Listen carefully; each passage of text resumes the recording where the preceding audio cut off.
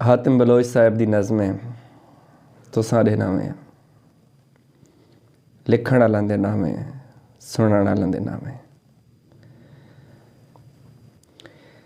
साकू इवें सुन जिवें कह तू निखड़िया कोई सुनदा है अध रात को गज़लां नुसरत दियां। साकू इवें मंग जिवें अंधे अखी मंगदे हैं, जिवें गूंगे सिर्फ अला मंगदे। साडा इवें थी जिवें पोह दी रात गुजार कराई,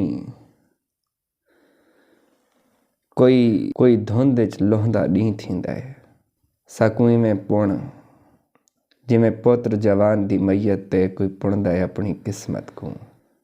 साकू इवें जी जिवें फांसी लगदा शख्स कोई जीवे आखिरी रात दे साहसा को।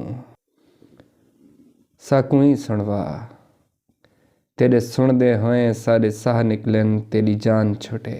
साकू इवें सड जिवें दरिया बुढ़दा शख्स कोई कहना दा आखिरी सड मारे।